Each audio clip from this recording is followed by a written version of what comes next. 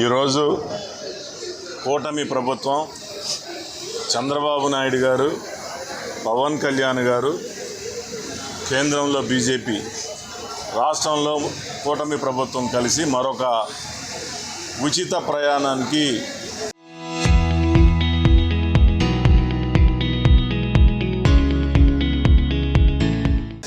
ఒక పథకం ప్రారంభించడం జరిగింది.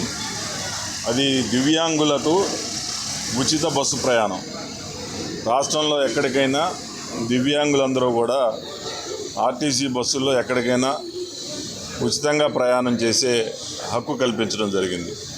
ఒక్క పెనమలూరు నియోజకవర్గంలోనే 3903 మంది దివ్యాంగులు ఈ నియోజకవర్గంలో ఈ యొక్క అవకాశాన్ని ఉపయోగించుకుంటా ఉన్నారు. ఇప్పటికే స్త్రీలకి ఉచిత బస్సు ప్రయాణం అనేది ప్రభుత్వం ప్రారంభించడం జరిగింది. దానికి ఇప్పుడు కూడా మహిళలందరితో మాట్లాడటం జరిగింది.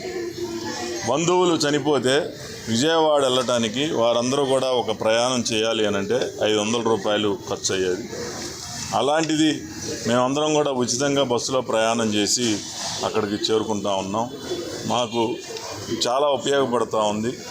కూటమి ప్రభుత్వానికి ముఖ్యమంత్రి నారా చంద్రబాబు నాయుడు గారికి కూడా ధన్యవాదాలు తెలియజేస్తూ ఉన్నామని చెప్పి వాళ్ళందరూ తెలియజేసినప్పుడు మాకు కూడా ఆనందం వేసింది.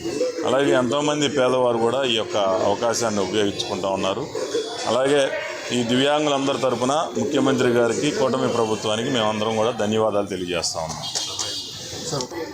ఎక్కడైతే అంటే బస్సులు ఆగట్లేదని మాకు కూడా కొన్ని చోట్ల కంప్లైంట్ వస్తే వెంటనే ఆర్ఎంకి, డిఎంకి మాట్లాడి బస్సులు ప్రతి సెంటర్లో కూడా ఆపమని చెప్పడం జరిగింది, ఆదేశించడం జరిగింది. వాళ్ళ గ్రూపుల్లో కూడా మెసేజ్ ఫార్వర్డ్ చేసి ఎక్కడైతే బస్సులు ఆపట్లేదో వాళ్ళ మీద చర్యలు తీసుకుంటామని కూడా డిఎం చెప్పడం జరిగింది. అలాంటిది ఏదైనా మా నోటీస్కి వస్తే తప్పకుండా దాని మీద, అలాగే దివ్యాంగులతో పాటు దివ్యాంగులకి సపోర్ట్గా ఉన్న ఎవరైతే అటెండెన్స్ ఉంటారో వాళ్ళందరికీ కూడా సగం ప్రైస్కి ప్రయాణం చేయడానికి కూడా ఈ ప్రభుత్వం అవకాశం కల్పించింది. దివ్యాంగులకి ఈ రాష్ట్రంలో శుభదినం. ఎందుకంటే ఈ రాష్ట్రంలో సుమారుగా 11 లక్షల మంది దివ్యాంగులు ఉంటే 2 లక్షల మంది మాత్రమే పాస్ను ఇప్పుడు వరకు ఉపయోగించుకున్నారు. అంటే మిగిలిన 9 లక్షల మందికి కనీసం పాస్ తీసుకోవాలనేటువంటి ఆలోచన కానీ, ఆ తెలివితేటలు కావచ్చు, లేకపోతే అందుబాటు లేకపోవటం వల్ల కానీ ఇబ్బంది పడుతూ ఉన్నారు. మరి దీన్ని గమనించినటువంటి గౌరవ ముఖ్యమంత్రి నారా చంద్రబాబు నాయుడు గారు దివ్యాంగులకు ఈ రాష్ట్రంలో ఉచిత బస్సు ప్రయాణాన్ని ఏర్పాటు చేయటం, ఈ రోజునే దాన్ని వారి యొక్క చేతుల మీదుగా ప్రారంభించటం, ఇది చాలా దివ్యాంగులకి శుభసూచకమని చెప్పి తెలియజేసుకుంటూ, మరి ఈ రోజున పెనమలూరు నియోజకవర్గంలో మరి గౌరవ శాసనసభ్యులు మా సోదరుడు బోడే ప్రసాద్ గారి నాయకత్వంలో ఈ యొక్క కార్యక్రమాన్ని చాలా చక్కగా ఏర్పాటు చేసి ఈ కార్యక్రమాన్ని ప్రారంభించడమే కాకుండా ఆయన కార్యాలయంలో చక్కగా వాళ్ళకి భోజనం ఏర్పాట్లు కూడా చేయటం జరిగింది.